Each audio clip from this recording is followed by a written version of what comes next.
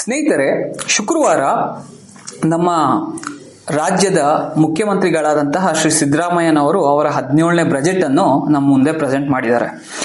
ಈ 17ನೇ budget speech ಕೊಡಬೇಕಾದ್ರೆ ಈ ಪೂರ್ತಿ ಸ್ಪೀಚ್ ಅಲ್ಲಿ ಒಂದು ವರ್ಡ್ ಮಿಸ್ಸಿಂಗ್ ಇತ್ತು. ಆ ವರ್ಡ್ ಯಾವುದು ಅಂತ ಹೇಳಿದ್ರೆ, ಕರ್ನಾಟಕದ ಸೆಕೆಂಡ್ ಲಾರ್ಜೆಸ್ಟ್ ಪಾಪ್ಯುಲೇಷನ್ ಆಗಿರುವಂತಹ ಮುಸ್ಲಿಂ ಅನ್ನುವಂತಹ ಪದ ಇಡೀ ಬಜೆಟ್ ಸ್ಪೀಚ್ ಅಲ್ಲಿ ಇವರು ಬಳಸಲಿಲ್ಲ. ಯಾಕೆ ಬಳಸಲಿಲ್ಲ? ವೋಟ್ ಕೇಳಬೇಕಾದ್ರೆ ಮುಸ್ಲಿಮ್ಸ್ ಬೇಕು, ಆದರೆ ಮುಸ್ಲಿಮ್ಸಿಗೆ ರೆಪ್ರೆಸೆಂಟ್ ಮಾಡುವಂತಹ ಇವರಲ್ಲಿ ಶಕ್ತಿ ಇಲ್ಲ. ಇದು ಒಂದು ನಾವು ಅರ್ಥ ಮಾಡ್ಕೊಳ್ಬೇಕಾಗಿರುವಂತಹ ವಿಷಯವಾಗಿದೆ. ಇವರು ಹೇಗೆ ಒಂದು ಕಮ್ಯುನಿಟಿಯನ್ನು ಸೈಡ್ ಲೈನ್ ಮಾಡುವಂತಹ ಪ್ರಯತ್ನ ಪಡ್ತಿದ್ದಾರೆ ಅಂತ ಹೇಳಿ. ಎರಡನೇ ವಿಷಯ, ತುಂಬಾ ಬೇಸರದ ವಿಷಯ ಏನಂತ ಹೇಳಿದ್ರೆ, ಬಜೆಟ್ ಡಾಕ್ಯುಮೆಂಟ್ ಇದೆ ಅಲ್ಲ, ಆ ಬಜೆಟ್ ಡಾಕ್ಯುಮೆಂಟ್ ಅಲ್ಲಿ ಫ್ರಂಟ್ ಪೇಜ್, ಆ ಪೇಜ್ ಅಲ್ಲಿ ಒಂದು ವಿಷನ್ ಅನ್ನು ರೆಪ್ರೆಸೆಂಟ್ ಮಾಡುತ್ತೆ. ಒಂದು ರೆಪ್ರೆಸೆಂಟೇಷನ್ ಹೇಗಿರ್ಬೇಕು, ಹೇಗೆ ರೆಪ್ರೆಸೆಂಟ್ ಮಾಡ್ತಿದ್ದಾರೆ, ಆಮೇಲೆ ಇಡೀ ಸ್ಟೇಟ್ ಅನ್ನು ರೆಪ್ರೆಸೆಂಟ್ ಮಾಡುವಂತಹ ಇಮೇಜಸ್ ಅಲ್ಲಿ ಇರುತ್ತೆ. ಅದ್ರಲ್ಲಿ ನಾವು ನೋಡಿದ ಹಾಗೆ ಬಾಬಾ ಸಾಹೇಬ್ ಅಂಬೇಡ್ಕರ್ ಅವರ ಇಮೇಜ್ ಇದೆ, ಹಾಗೂ ಬಸವಣ್ಣನವರ ಇಮೇಜ್ ಇದೆ, ಗಾಂಧೀಜಿ ಅವರ ಇಮೇಜ್ ಇದೆ. ತುಂಬಾನೇ ಒಳ್ಳೇದು. ಇವರು ಮೂವರು ಕೂಡ ಮಹಾನ್ ವ್ಯಕ್ತಿಗಳು, ಇವರ ಇಮೇಜ್ ಇರಲೇಬೇಕು. ಇದರೊಟ್ಟಿಗೆ ಕರ್ನಾಟಕದ second largest population Muslim community ಇದೆ, ಅವರ ಒಂದು ಸಿಂಬಾಲಿಕ್ ರೆಪ್ರೆಸೆಂಟೇಷನ್ ಕೂಡ ಈ ಬಜೆಟ್ ಡಾಕ್ಯುಮೆಂಟ್ ಮೇಲೆ ಇರಬೇಕಿತ್ತು. ಮೌಲಾನಾ ಅಬುಲ್ ಕಲಾಂ ಆಜಾದ್ ಕಾಂಗ್ರೆಸ್ ಪಾರ್ಟಿಯ ಸ್ವತಂತ್ರ ಬರೋಕ್ಕಿಂತ ಮುಂಚೆ ಕಾಂಗ್ರೆಸ್ ಪಾರ್ಟಿಯ ನ್ಯಾಷನಲ್ ಪ್ರೆಸಿಡೆಂಟ್ ಆಗಿದ್ರು, ಹಾಗೂ ಸ್ವತಂತ್ರ ಬಂದ ನಂತರ ಫಸ್ಟ್ ಎಜುಕೇಶನ್ ಮಿನಿಸ್ಟರ್ ಆಗಿ ತುಂಬಾ ಕಾಂಟ್ರಿಬ್ಯೂಷನ್ಸ್ ಗಳನ್ನು ಅವ್ರು ಕೊಟ್ಟಿದ್ದಾರೆ. ಅವರು ಫ್ರೀಡಮ್ ಫೈಟರ್ ಕೂಡ ಆಗಿದ್ರು. ಅವರ ಒಂದು ಇಮೇಜ್ ಹಾಕ್ಲಿಕ್ಕೆ ಕಾಂಗ್ರೆಸ್ಗೆ ಸಾಧ್ಯವಾಗ್ತಾ ಇಲ್ಲ. ಅವರ ಇಮೇಜ್ ಬರ್ತಾ ಬರ್ತಾ ಎಲ್ಲಾ ಕಡೆಯಿಂದ ತೆಗಿತಾ ಹೋಗ್ತಾ ಇದ್ದಾರೆ. ಇದು ಇಂಡಿಕೇಶನ್ ಏನಂತ ಹೇಳಿದ್ರೆ, ಕಾಂಗ್ರೆಸ್ ನಮ್ಮನ್ನು ಸೈಡ್ ಲೈನ್ ಮಾಡುವಂತಹ ಎಲ್ಲಾ ಪ್ಲಾನಿಂಗ್ ಗಳನ್ನು ಮಾಡಿಕೊಂಡಿದೆ. ನಾವು ಎಚ್ಚೆತ್ತುಕೊಳ್ಳುವಂತಹ ಸಮಯ ಈಗ ಹತ್ರ ಬಂದಿದೆ. ಬನ್ನಿ, ಇದೆಲ್ಲ ಇದ್ದದ್ದೇ. ಇವರ ರಾಜಕೀಯ ಕುತಂತ್ರಗಳನ್ನು ಮಾಡ್ತಾ ಇದ್ದಾರೆ. ಅದರೊಟ್ಟಿಗೆ ನಮ್ಮೊಟ್ಟಿಗೆ ಮುಸ್ಲಿಂ ಕಮ್ಯುನಿಟಿ ಒಟ್ಟಿಗೆ ಇವರು ಮಾಡ್ತಿರುವಂತಹ ಅನ್ಯಾಯ ಏನಿದೆ ಅದು ಈ ಬಜೆಟ್ ಅಲ್ಲೂ ಕೂಡ ಕಾಣಿಸ್ತಾ ಇದೆ. ಈಗ 2027 ಬಜೆಟ್ ಇವರು ಪ್ರೆಸೆಂಟ್ ಮಾಡಿದ್ರು. ಈ ಬಜೆಟ್ ಪ್ರೆಸೆಂಟೇಷನ್ ಮಾಡಬೇಕಾದ್ರೆ ಮೈನಾರಿಟೀಸ್ ಬಜೆಟ್ ಏನ್ ಇವರು ಪ್ರೆಸೆಂಟ್ ಮಾಡಿದ್ದಾರೆ ಅದನ್ನು ಕೂಡ ನಾನು ಅನಲೈಸ್ ಮಾಡಿದ್ದೀನಿ. 2025-26 ಅಲ್ಲಿ ಹೋದ ವರ್ಷದ ಬಜೆಟ್ ಏನಿತ್ತು ಅಂತ ಹೇಳಿದ್ರೆ 3971.14 crores ಇತ್ತು. 2026-27 ಅಲ್ಲಿ 4013.78 crores ಬಜೆಟ್ ಅನ್ನು ರಾಜ್ಯ ಸರ್ಕಾರ ಮೈನಾರಿಟೀಸಿಗೆ ಕೊಟ್ಟಿದೆ. ಈ ಫಿಗರ್ಸ್ ಅನ್ನು ನಾವು ನೋಡಿದಾಗ ಖುಷಿ ಅನ್ಸುತ್ತೆ, ಸ್ವಲ್ಪ ಏನೋ ಜಾಸ್ತಿ ಮಾಡಿಬಿಟ್ಟಿದಾರಲ್ಲ ಅಂತ ಹೇಳಿ. ಆದ್ರೆ 1% ಜಾಸ್ತಿ ಮಾಡಿದ್ದಾರೆ. ಆ 1% ಜಾಸ್ತಿ ಮಾಡಿದಾರಲ್ಲ, ಆ ಜಾಸ್ತಿ ಮಾಡಿರೋದು ಇವರು ಅಡ್ಮಿನಿಸ್ಟ್ರೇಟಿವ್ ಎಕ್ಸ್ಪೆನ್ಸ್ ಗಳಿಗಾಗಿ. ಆದ್ರೆ ಈ ಬಜೆಟ್ ಅಲ್ಲಿ ತುಂಬಾ ಕಡೆ ಕಾಂಗ್ರೆಸ್ ಸರ್ಕಾರ ಮೈನಾರಿಟೀಸ್ ಜೊತೆಗೆ ಅನ್ಯಾಯ ಮಾಡಿದೆ. ಅದು ಏನು ಅನ್ನೋದು ನಿಮ್ ಮುಂದೆ ನಾನು ಇಡ್ತೀನಿ. ಆದ್ರೆ ಈ ಬಜೆಟ್ ಬರೋಕ್ಕಿಂತ ಮುಂಚೆ ಮುಸ್ಲಿಂ ಕಮ್ಯುನಿಟಿಯ ಒಂದು ಡೆಲಿಗೇಷನ್ ನಮ್ಮ ಮೈನಾರಿಟೀಸ್ ಮಿನಿಸ್ಟರ್ ಆದಂತಹ BZ ಜಮೀರ್ ಅಹಮದ್ ಖಾನ್ ಅವರ ಹತ್ರ ಹೋಗಿ ಒಂದು ರೆಕಮೆಂಡೇಶನ್ ಅನ್ನು ಕೊಟ್ಟಿತ್ತು. ಆ ರೆಕಮೆಂಡೇಶನ್ ಪ್ರಕಾರ ನಮ್ಮ ಕಮ್ಯುನಿಟಿ ಅವರಿಗೆ ಒತ್ತಾಯಿಸಿದ್ದೇನಂತ ಹೇಳಿದ್ರೆ 7500 crores ಬಜೆಟ್ ಈ ಸಲ ನೀವು ಕೊಡಬೇಕು ಅಂತ ಹೇಳಿ. ಅವರೇನೇ ಅಶ್ಯೂರೆನ್ಸ್ ಕೊಟ್ಟಿದ್ರು ಅಂತ ಹೇಳಿದ್ರೆ 6000 ಇಂದ ಹಿಡಿದು 6500 ವರೆಗೆ ಈ ಬಾರಿ ಮೈನಾರಿಟೀಸ್ಗೆ ಬಜೆಟ್ ಸಿಗುತ್ತೆ ಅನ್ನುವಂತಹ ಆಶ್ವಾಸನೆ ಅವ್ರು ಕೊಟ್ಟಿದ್ರು. ಆದ್ರೆ ಈಗ ಬಜೆಟ್ ನೋಡಿದ್ರೆ ನಮಗೆ ಸಿಕ್ಕಿರೋದು 4013 ಕೋಟಿಯ ಬಜೆಟ್ ಸಿಕ್ಕಿದೆ. ಈ ಬಜೆಟ್ ಅಲ್ಲಿ ಮುಸ್ಲಿಂ ಕಮ್ಯುನಿಟಿ ಒಟ್ಟಿಗೆ ಅನ್ಯಾಯ ಎಲ್ಲೆಲ್ಲಾಗಿದೆ ಅನ್ನೋದು ನಾನು ನಿಮಗೆ ತಿಳಿಸ್ಲಿಕ್ಕೆ ಬಯಸ್ತೀನಿ. ಇಲ್ಲಿ ಸ್ಕಾಲರ್ಶಿಪ್ ಇದೆ. ಯಾವುದು? ಪೋಸ್ಟ್ ಮ್ಯಾಟ್ರಿಕ್ ಸ್ಕಾಲರ್ಶಿಪ್ ಮತ್ತೆ ಪ್ರೊಫೆಷನಲ್ ಎಜುಕೇಶನ್ಗೋಸ್ಕರ ಸ್ಕಾಲರ್ಶಿಪ್ ಮತ್ತೆ ಫ್ರೀ ರಿಅಂಬರ್ಸ್ಮೆಂಟ್. ಅದರಲ್ಲಿ ಲಾಸ್ಟ್ ಟೈಮ್ 2025-26 ಅಲ್ಲಿ 338 ಕೋಟಿ ಕೊಟ್ಟಿದ್ರು. ಈ ಬಾರಿ ಏನ್ ಮಾಡಿದ್ದಾರೆ? ಆ ಬಜೆಟ್ ಅನ್ನು ತೆಗೆದು ಹಾಕಿದ್ದಾರೆ. ಈ ಬಾರಿ ₹1 ಕೂಡ ಅದಕ್ಕೆ ಮೀಸಲಿಟ್ಟಿಲ್ಲ ಇವರು. Second, post matrix hostel facility state contribution ಇರುತ್ತೆ. ಲಾಸ್ಟ್ ಟೈಮ್ 50 ಕೋಟಿ ಕೊಟ್ಟಿದ್ರು, ಈ ಬಾರಿ ಏನ್ ಮಾಡಿದ್ದಾರೆ, ಬರೀ 25 ಕೋಟಿ ಕೊಟ್ಟಿದ್ದಾರೆ. ಮೊದಲೇನೆ ನಮ್ಮ ಮೈನಾರಿಟೀಸ್ ಕಮ್ಯುನಿಟಿಯಲ್ಲಿ, ಸ್ಪೆಷಲಿ ಮುಸ್ಲಿಂ ಕಮ್ಯುನಿಟಿ, ಎಜುಕೇಶನ್ ಅಲ್ಲಿ ಹಿಂದುಳಿದಂತಹ ಕಮ್ಯುನಿಟಿ. ಈ ಕಮ್ಯುನಿಟಿಗೆ ಪ್ರೋತ್ಸಾಹಿಸಬೇಕಾಗಿರುವಂತಹ ಕಾರ್ಯಕ್ರಮಗಳನ್ನು ತರಬೇಕಾಗಿದೆ. ಆದ್ರೆ ನಮ್ಮ ರಾಜ್ಯ ಸರ್ಕಾರ ಪೋಸ್ಟ್ ಮ್ಯಾಟ್ರಿಕ್ ಸ್ಕಾಲರ್ಶಿಪ್ಸ್ ಗಳನ್ನು ಕ್ಯಾನ್ಸಲ್ ಮಾಡ್ತಾ ಇದೆ, ಪ್ರೊಫೆಷನಲ್ ಸ್ಕಾಲರ್ಶಿಪ್ ಅನ್ನು ಕ್ಯಾನ್ಸಲ್ ಮಾಡ್ತಾ ಇದೆ, ಫೀ ರಿಎಂಬರ್ಸ್ಮೆಂಟ್ ಅನ್ನು ಕ್ಯಾನ್ಸಲ್ ಮಾಡ್ತಾ ಇದೆ. ಇದು ಯಾವ ತರಹದ ಇವರು ಮುಸ್ಲಿಮ್ಸರ ರೆಪ್ರೆಸೆಂಟೇಷನ್ ಮಾಡ್ತಿದ್ದಾರೆ ಅನ್ನೋದು ಒಂದು ಪ್ರಶ್ನೆ. ಇನ್ನು ಹೀಗೆ ನಾವು ಮುಂದೆ ಬಂದ್ರೆ, ಮೈನಾರಿಟಿ ಸ್ಲಮ್ ಅಥವಾ ಕಾಲೋನಿ ಡೆವಲಪ್ಮೆಂಟ್ಗಾಗಿ ಲಾಸ್ಟ್ ಟೈಮ್ ಏನಿದೆ 400 ಕೋಟಿ ಕೊಟ್ಟಿದ್ರು. ಆದ್ರೆ ಈ ಬಾರಿ ಏನಾಗಿದೆ, 325 ಕೋಟಿ ಕೊಟ್ಟಿದ್ದಾರೆ. ಅದರಲ್ಲಿ 75 ಕ್ರೋರ್ಸ್ ಅಂದ್ರೆ 77 ಕೋಟಿ ಡಿಡಕ್ಷನ್ ಮಾಡಿದ್ದಾರೆ.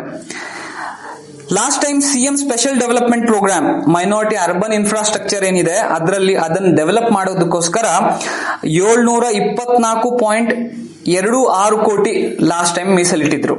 ಆದ್ರೆ ಈ ಬಾರಿ ಏನ್ ಮಾಡಿದ್ದಾರೆ, ಬರೇ 325 ಕೋಟಿ ಕೊಟ್ಟಿದ್ದಾರೆ. ಅಂದ್ರೆ 400 ಕೋಟಿ ಡಿಡಕ್ಷನ್ ಮಾಡಿದ್ದಾರೆ. ಮುಂಚೆ ಕೊಟ್ಟಿರುವಂತಹ ಬಜೆಟ್ ಅಲ್ಲಿ ಆ ಹಣನೇ ಸರಿಯಾಗಿ ಇವರು ಎಲ್ಲೆಲ್ಲಿ ಡೆವಲಪ್ಮೆಂಟ್ಗಾಗಿ ಯೂಸ್ ಮಾಡಬೇಕಿತ್ತು ಅದು ಮಾಡಿಲ್ಲ. ಅದರ ಟ್ರಾನ್ಸ್ಪರೆಂಟ್ ರಿಪೋರ್ಟ್ ಇನ್ನೂವರೆಗೂ ಪ್ರೆಸೆಂಟ್ ಮಾಡಿಲ್ಲ. ಆದ್ರೆ ಈ ಬಾರಿ 400 ಕೋಟಿ ಆ ಬಜೆಟ್ ಅಲ್ಲಿ ಡಿಡಕ್ಟ್ ಮಾಡಿದ್ದಾರೆ. ಹಾಗೆ ಇನ್ನು ನಾವು ನೋಡ್ತಾ ಹೋದ್ರೆ, SSLC ಮತ್ತು PUC ಅಲ್ಲಿ ಟಾಪರ್ಸ್ ಯಾರು ಬರ್ತಿದ್ರು ಅವರಿಗೆ ಪ್ರೋತ್ಸಾಹ ಧನ ಅಂತ ಹೇಳಿ ರಾಜ್ಯ ಸರ್ಕಾರ ಲಾಸ್ಟ್ ಟೈಮ್ ಘೋಷಣೆ ಮಾಡಿತ್ತು. ಅದಕ್ಕಾಗಿ 8 ಕೋಟಿ ಮೀಸಲಿಟ್ಟಿತ್ತು. ಆದ್ರೆ ಈ ಬಾರಿ ಅದನ್ನು ತೆಗೆದು ಹಾಕಿದ್ದಾರೆ, ಅದನ್ನು ಶೂನ್ಯ ಮಾಡಿದ್ದಾರೆ. ಮೈನಾರಿಟೀಸ್ ಕಮ್ಯುನಿಟಿಯಲ್ಲಿ ಮುಸ್ಲಿಂ ಕಮ್ಯುನಿಟಿ ಎಜುಕೇಶನ್ ಅಲ್ಲಿ ಹಿಂದುಳಿದಿದೆ. ಆ ಕಮ್ಯುನಿಟಿಗೆ ಪ್ರೋತ್ಸಾಹಿಸಿ ಮುಂತರಬೇಕಾಗಿರುವಂತ ಜವಾಬ್ದಾರಿ ಈ ರಾಜ್ಯದ ಸರ್ಕಾರದ್ದಾಗಿದೆ. ಆದ್ರೆ ರಾಜ್ಯ ಸರ್ಕಾರ ಮುಸ್ಲಿಂ ಸ್ಟೂಡೆಂಟ್ಸ್, ಮುಸ್ಲಿಂ ವಿದ್ಯಾರ್ಥಿಗಳಿಗೆ ಎಲ್ಲೆಲ್ಲಿ ಮೋಟಿವೇಟ್ ಮಾಡಬೇಕು, ಫೆಸಿಲಿಟೇಟ್ ಮಾಡಬೇಕು, ಫೆಸಿಲಿಟೀಸ್ ಅನ್ನು ಪ್ರೊವೈಡ್ ಮಾಡಬೇಕು, ಅಲ್ಲೆಲ್ಲ ಬಜೆಟ್ ಅನ್ನು ಡಿಡಕ್ಟ್ ಮಾಡ್ತಾ ಬಂದಿದೆ. ಇದು ತುಂಬಾನೇ ಗಂಭೀರದ ವಿಷಯ ಇದು. ಹಾಗೆ ನಾವು ನೋಡ್ತಾ ಬರ್ತೀವಿ, ಈ ಬಾರಿಯ ಟೋಟಲ್ ಬಜೆಟ್ ಅಲ್ಲಿ ನಮಗೆ ಡಿಡಕ್ಟ್ ಆಗಿರುವಂತಹದ್ದು 897.52 ಕೋಟಿ. ಇದ್ರಲ್ಲಿ ಏನ್ ಮಾಡಿದ್ದಾರೆ ಅಂತ ಹೇಳಿದ್ರಿ, ಇವರು 553 ಕೋಟಿ ರೀಡೈರೆಕ್ಟ್ ಮಾಡಿದ್ದಾರೆ ಬೇರೆ ಬೇರೆ ಕಡೆ, ಅದರಲ್ಲಿ ತೆಗೆದು ಮತ್ತೆ ಬೇರೆ ಕಮ್ಯುನಿಟಿಗೆ ಹಾಕಿದ್ದಾರೆ. ನೆಟ್ ನಾವು ನೋಡಿದ್ರೆ ಡೈರೆಕ್ಟ್ ನಮಗೆ 344 ಕೋಟಿಯ ಡೈರೆಕ್ಟ್ ಈ ಕಮ್ಯುನಿಟಿಗೆ ಲಾಸ್ ಅನ್ನು ಮಾಡಿದ್ದಾರೆ ಇವರು. ಹಾಗೆ ಅದರೊಟ್ಟಿಗೆ ಪೋಸ್ಟ್ ಮ್ಯಾಟ್ರಿಕ್ ನಾನು ಹೇಳಿದಾಗೆ ಅದು ಕೂಡ ನಮಗೆ ತೆಗೆದು ಹಾಕಿದ್ದಾರೆ. ಎಲ್ಲವನ್ನು ತೆಗೆದು ಹಾಕಿ ಇವ್ರು ಏನ್ ಮಾಡ್ತಿದ್ದಾರೆ ಅಂತ ಹೇಳಿದ್ರೆ ನಮ್ಮೊಟ್ಟಿಗೆ ಒಂದು ಅನ್ಯಾಯವನ್ನು ಮಾಡ್ತಾ ಇದ್ದಾರೆ. ಲಾಸ್ಟ್ ಟೈಮ್ ಬಜೆಟ್ ಅಲ್ಲಿ ನಾವು ನೋಡಿದ್ದ ಹಾಗೆ ಇವರು ತುಂಬಾನೇ ಘೋಷಣೆಗಳನ್ನೆಲ್ಲ ಮಾಡಿದ್ರು. ಅದರಲ್ಲಿ ಏನ್ ಹೇಳಿದ್ರು ಅಂತ ಹೇಳಿದ್ರೆ, ಮೌಲಾನಾ ಅಬುಲ್ ಕಲಾಂ ಆಜಾದ್ ಶಾಲೆಗಳೇನಿದೆ ಅದನ್ನ ನಾವು ಡೆವಲಪ್ ಮಾಡ್ತೀವಿ, ಅದಕ್ಕಾಗಿ ಅದರ ಒಂದು ಸಪರೇಟ್ ಕಟ್ಟಡಗಳನ್ನು ಕಟ್ತೀವಿ, ಎಲ್ಲಿ ಕಟ್ಟಡಗಳಿದೆ ಅದರ ಸರಿಯಾದಂತಹ ಮೇಂಟೆನೆನ್ಸ್ ಅನ್ನು ಮಾಡ್ತೀವಿ ಅಂತ ಹೇಳಿ. ಆದ್ರೆ ಆ ಕಟ್ಟಡಗಳು ಇನ್ನೂ ಕೂಡ ಬಹಳಷ್ಟು ಮೌಲಾನಾ ಅಬುಲ್ ಕಲಾಂ ಆಜಾದ್ ಸ್ಕೂಲ್ಗಳು ಇನ್ನೂ ಕೂಡ ಉರ್ದು ಶಾಲೆಗಳಲ್ಲಿ ನಡೀತಾ ಇದಾವೆ. ಅದಕ್ಕೆ ಸರಿಯಾದ ಒಂದು ಇನ್ಫ್ರಾಸ್ಟ್ರಕ್ಚರ್ ಡೆವಲಪ್ ಆಗ್ತಾ ಇಲ್ಲ, ಹಾಗೂ ಅದರ ಬಗ್ಗೆ ಸರಿಯಾದ ಟ್ರಾನ್ಸ್ಪರೆಂಟ್ ರಿಪೋರ್ಟ್ ಕೂಡ ಇಲ್ಲ. ಆಮೇಲೆ ಲಾಸ್ಟ್ ಬಜೆಟ್ ಅಲ್ಲಿ ಗರ್ಲ್ಸ್ ಕಾಲೇಜ್ ಮೈನಾರಿಟೀಸಿಗಾಗಿ, ಸ್ಪೆಷಲಿ ಮೈನಾರಿಟೀಸಿಗಾಗಿ ಗರ್ಲ್ಸ್ ಕಾಲೇಜ್ಗಳನ್ನ ಅನೌನ್ಸ್ ಮಾಡಿದ್ರು. ಅದರ ಡೆವಲಪ್ಮೆಂಟ್ ಏನಾಗಿದೆ, ಏನ್ ಪ್ರೋಸೆಸ್ ನಡೀತಾ ಇದೆ ಅದ್ರ ಬಗ್ಗೆ ಏನು ಡಿಸ್ಕಷನ್ ಇಲ್ಲ. ಅದ್ರ ಬಗ್ಗೆ ಯಾವುದೇ ರಿಪೋರ್ಟ್ ಇನ್ನೂವರೆಗೆ ರಾಜ್ಯ ಸರ್ಕಾರ ನೀಡಿಲ್ಲ. ಹಾಗೆ ನಾವು ನೋಡ್ತೀವಿ ಮೈನಾರಿಟೀಸ್ ಕಮಿಷನ್, ಇದು ತುಂಬಾನೇ ಇಂಪಾರ್ಟೆಂಟ್ ವಿಷಯ. ಯಾಕಂತ ಹೇಳಿದ್ರೆ ಮೈನಾರಿಟೀಸ್ ಡೆವಲಪ್ ಆಗ್ಬೇಕಂತ ಹೇಳಿದ್ರೆ ಮೈನಾರಿಟೀಸ್ ಕಮಿಷನ್ ತುಂಬಾನೇ ಸ್ಟ್ರಾಂಗ್ ಇರಬೇಕು.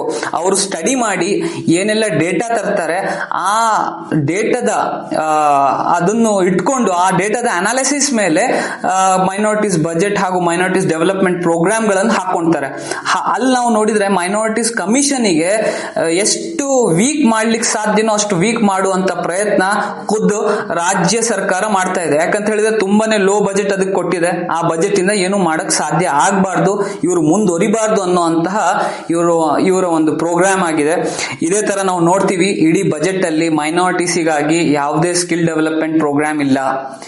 Youth empowerment, minorities youth empowerment programme ಬಗ್ಗೆ ಎಲ್ಲೂ ಚರ್ಚೆ ಆಗಿಲ್ಲ. ಅದಕ್ಕೆ ಸಂಬಂಧಪಟ್ಟಂತೆ ಯಾವುದೇ ಬಜೆಟ್ ಅನ್ನು ಅಲೋಕೇಟ್ ಮಾಡಲಿಲ್ಲ.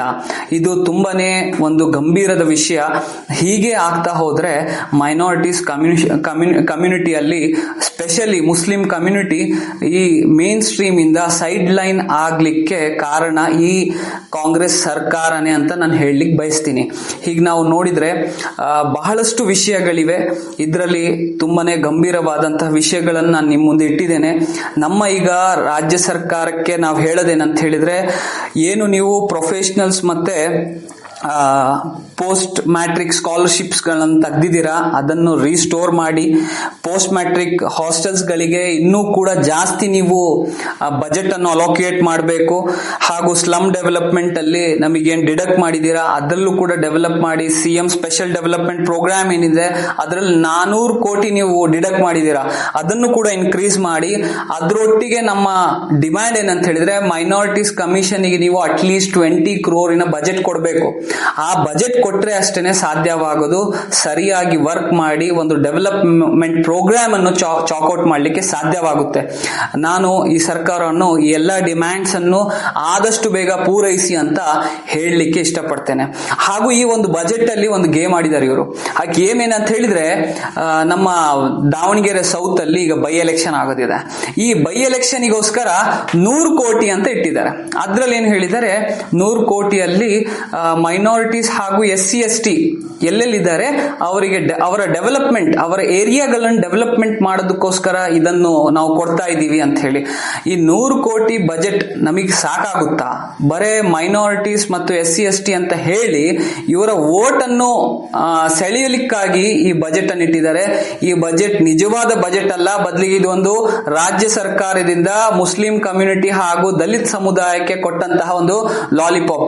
ನಾನು ರಾಜ್ಯ ಸರ್ಕಾರಕ್ಕೆ ಕೇಳೋದು ಇನ್ನೊಂದು ಪ್ರಶ್ನೆ ಏನಂತ ಹೇಳಿದ್ರೆ, ನಮ್ಮ ದಾವಣಗೆರೆ ಸೌತ್ ಅಲ್ಲಿ ಹೆಗ್ಡೆ ನಗರ್ ಅನ್ನು ತೆಗ್ದಿದ್ದೀರಾ, ಹೆಗ್ಡೆ ನಗರ್ ಅನ್ನು ಡಿಸ್ಮೆಂಟಲ್ ಮಾಡಿದ್ದೀರಾ. ನೀವು ತಗೊಂಡು ಹೋಗಿ ಆ ಜನರಿಗೆ ಸಿಟಿಯಿಂದ ಹೊರಗೆ ಹಾಕಿದ್ದೀರಾ. ಆದ್ರೆ ಸರಿಯಾದಂತಹ ಅವರಿಗೆ ಏನು ಒಂದು ನೀವು ಅವ್ರಿಗೇನು ಸಪೋರ್ಟ್ ಕೊಡಬೇಕಿತ್ತು, ಆ ಸರಿಯಾದ ಸಪೋರ್ಟ್ ಇನ್ನೂವರೆಗೆ ಹೆಗ್ಡೆ ನಗರ್ ಜನರಿಗೆ ಸಿಕ್ಲಿಲ್ಲ. ಈ ಬಜೆಟ್ ಅಲ್ಲಿ ನೀವು ಅದನ್ನು ಕೂಡ ಪ್ರಸ್ತಾವಿಸಬೇಕಿತ್ತು, ನೀವು ಪ್ರಸ್ತಾವಿಸಿಲ್ಲ. ಮುಂಬರುವ ದಿನಗಳಲ್ಲಿ ಹೆಗ್ಡೆ ನಗರ್ ವಿಷಯದ ಮೇಲೆ ರಾಜ್ಯ ಸರ್ಕಾರ ಮಾತಾಡಬೇಕಾಗಿದೆ. ಈ ವಿಷಯಗಳನ್ನು ಮಾತಾಡಲಿಲ್ಲ ಅಂತ ಹೇಳಿದ್ರೆ ನಿಮಗೆ ಮುಸ್ಲಿಂ ಸಮುದಾಯ ಸರಿಯಾದ ಉತ್ತರವನ್ನು ಈ ಬೈ ಎಲೆಕ್ಷನ್ ಅಲ್ಲಿ ಕೊಡ್ತಾರೆ. ಥ್ಯಾಂಕ್ಸ್.